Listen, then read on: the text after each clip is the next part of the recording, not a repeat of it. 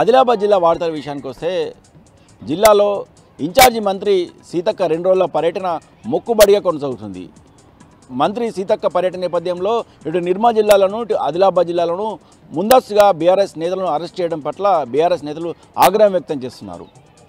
గత ప్రభుత్వ హయాంలో మంజూరైన వాటికి ప్రారంభోత్సవాలు చేస్తూ తమ ప్రభుత్వం మంజూరు చేసినట్టు గొప్పలు చెప్పుకోవడం పట్ల బీఆర్ఎస్ నేతలు సీతక్క తీరుపై ఆగ్రహం వ్యక్తం చేస్తున్నారు. ఇప్పటికైనా ప్రభుత్వం నుంచి ప్రత్యేక నిధులు జిల్లాకు కేటాయించే విధంగా చర్యలు చేపట్టి జిల్లా అభివృద్ధికి పాటుపడాలని ఈ సందర్భంగా బీఆర్ఎస్ నేతలు మంత్రి సీతక్క సూచించారు. లేని పక్షంలో ప్రజల పక్షాన జిల్లా అభివృద్ధి కోసము తమ పోరాటం నిరంతరంగా కొనసాగుతుందని పేర్కొన్నారు.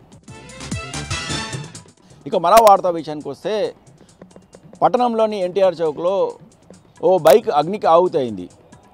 రవీంద్రనాథ్కు చెందిన విజయ్ అనే ఉపాధ్యాయుడు తన బైక్ను సర్వీసింగ్ చేయించుకుని ఇంటికి తిరిగి వెళ్తున్న క్రమంలో ఈ సంఘటన జరిగింది. ఒక్కసారిగా బైక్ నుంచి మంటలు చెలరగడంతో అక్కడే సమీపంలో ఉన్న ఫైర్ ఇంజన్కి సంబంధించిన ఫైర్ సిబ్బంది వెంటనే మంటలు ఆర్పడంతోనే ప్రాణాపాయం తప్పింది. బైక్ సర్వీసింగ్ చేస్తున్న క్రమంలో షార్ట్ సర్క్యూట్ కారణంగానే ఈ సంఘటన జరిగినట్టు తెలుస్తుంది.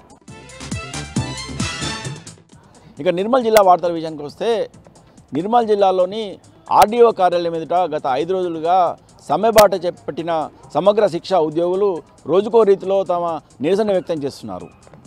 ఈరోజు మోకాళ్ళపై నిలబడి తమ నిరసన వ్యక్తం చేశారు.